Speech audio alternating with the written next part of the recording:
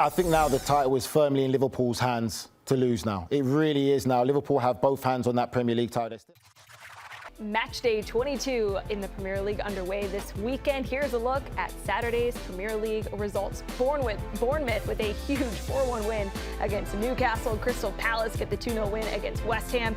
Liverpool, 2 stoppage time goals. Darwin Núñez with the brace to come away 2-0 on the road against Brentford. Fulham 2-0 against Leicester City, and then Arsenal blow a 2-0 lead at home against Aston Villa. Welcome into our studios alongside former West Ham captain Nigel Reo-Coker. I'm Trost Martin. What a thrilling day of action, Nige, and perhaps none bigger than Arsenal's match against Aston Villa at home, a team that has really been a thorn in Arsenal's side over the last couple of seasons. And when you look at how this match played out, Arsenal 2-0 up at home, and they blow it. What happened? What went wrong? Well, what a game and what a day of football. I think when you look at this game, the pressure was there already with Arsenal wanting to maintain that pressure on Liverpool league leaders, and they come with a last minutes today to get a result against a very stubborn Brentford. So the pressure was on Arsenal to get a result. 2-0 up at home, cruising, see the game out, and Arsenal just could not see the game out.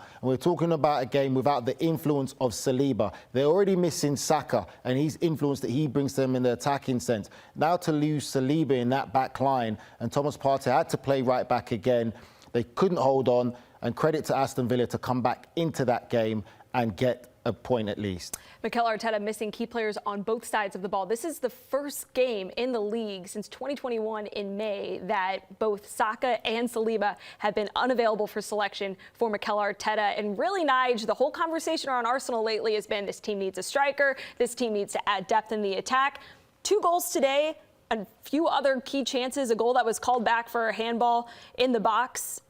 I don't think the goal scoring was the issue today. They were up 2-0. The defense really seemed to be the issue, and both goals for Aston Villa came in a stretch of 8 minutes. Does that just come down to the absence of Saliba in your mind? Yes, Saliba was a big loss today. I think that it still hasn't changed, that they still need to improve in their attacking sense because they're coming very predictable. They still need that striker, that player with that killer instincts. But today, it was about the influence or lack of influence of Saliba.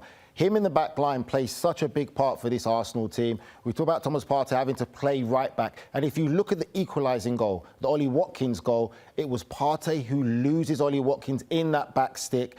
And again, it's credit to Aston Villa to come back into it. But when you're talking about chasing for Premier League titles, you have to see games out. Villa, a very difficult side. They're on a good run of form right now as well.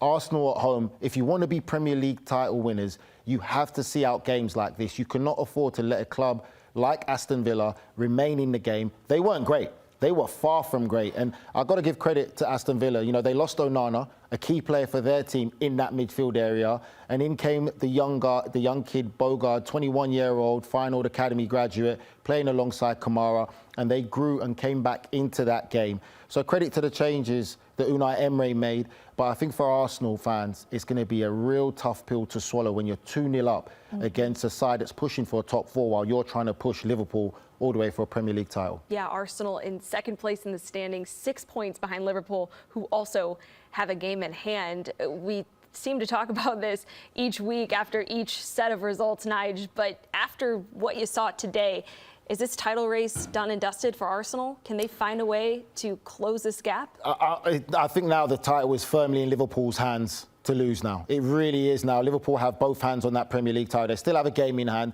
And when I look at their results today, we thought that would be a draw for Liverpool. They pushed Brentford as far as they could.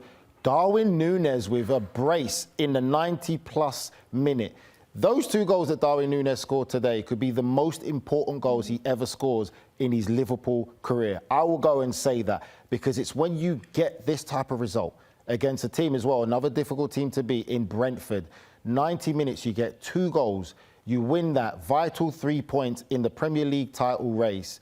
I think this is a game that could really defy Liverpool's season and say that this was the main game that transformed their entire season. And Darwin Núñez, 2 goals that he will probably be going down as a Liverpool legend if they go all the way to win the Premier League title. Yeah, for Núñez, those are his 5th and 6th goals of the season for Liverpool. When you look at what Liverpool showed today, and they've showed this all season long, they seem to find a way, even when they're tested, to come out on the other side in a positive way. What did this latest edition of Liverpool finding a way show you about this team that gives you that confidence that they are going to win the Premier League title? It gives them great confidence, but it also should give great credit to Arne Slot, because what he's done then, what he's built at Liverpool, the mentality, there's been some whispers where people are saying, oh, Liverpool haven't had a great result recently, that they're in a crisis. I said, no, they're not in a crisis because they've played well. They played Nottingham Forest, where they were the better team in the second half, and they came out with a result where Nottingham Forest are the only team to have beaten them in the Premier League so far.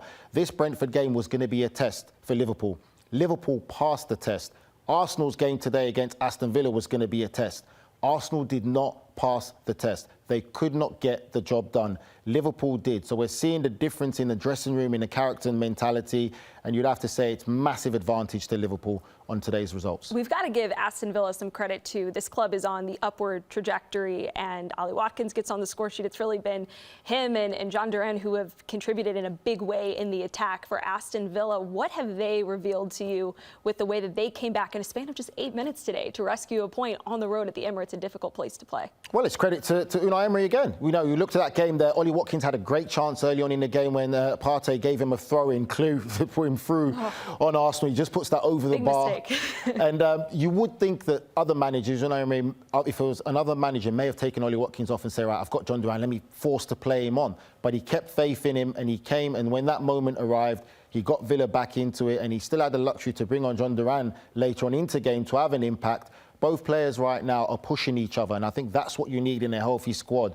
No one can get too comfortable, and that's what's keeping Aston Villa where they are. So competitive. He deserved the goal he got today. He really is a great, humble young man, and he's on fantastic form. And look at that. That expression alone shows you there with Trossard of what this game meant to Arsenal, and they couldn't get it done. Well, and speaking of health for Arsenal, this is a team that is losing some key players right now, struggling with the depth of this squad, and they've got 5 matches coming up in just a span of 15 days across 3 different competitions. Second leg of the Carabao Cup, Champions League, and league play. How does Mikel Arteta manage this upcoming stretch of really difficult games in different competitions with some key players out of the mix? I mean, it's Arsenal Football Club, a big club that has great ambition. They want to win everything. They want to be competitive. I think now is the point where you might have to start to prioritise. I think when you look at Arsenal, would they finish in the top 4? I believe so. Could they still win the Premier League title? There's a massive outside chance about that. I would say they're in the Champions League. Maybe that's a competition that they can really start to prioritise to go out and surprise a lot of people and try and win the Champions League. Do they have the squad or the team capable of getting to a Champions League final? I believe so. But again, now it's about prioritising. I think you can't go all across the board and try and say you're going to win every game because you're stretching yourself too far. Saliba's already shown to be a big loss now. No Saka still. And again, there's that question lingering about attackers. Do they need a striker? I personally believe so, even though, yes, they did have a 2-0 lead today. They couldn't see it out. But there's still, for me, is that becoming very predictable in the final third of how they're going to play. Arsenal in Champions League, 3rd place in the league table. They'll be at home this week against Dinamo Zagreb, who find themselves in 24th. Okay, we have focused a lot on Arsenal and their result today, the draw against Aston Villa. We've talked a lot about Liverpool's win. Nigel, what else stood out to you across the matches today in the Premier League? I've got to give some love to the Cherries. It's Bournemouth going there to St James's Park, an informed Newcastle, where I thought that I'll give them the advantage for being at St James's Park today. And Bournemouth were absolutely sensational. They really tore Newcastle to shreds. It's a big win. It's another great result for Bournemouth right now. We're having a fantastic season. And I think that they deserve all the flowers today for a great result out of all the results we saw today in the Premier League. And we know that our producer, Jen, a big Bournemouth fan, very happy about that big victory today for Bournemouth against a Newcastle team also in the mix with teams towards the top of the table. A really disappointing loss for Newcastle, by the way, just their first home loss since November 25th, and that snapped a 9-match win streak in all competitions. All right, it has been a fun day of Saturday Premier League action. More to come tomorrow.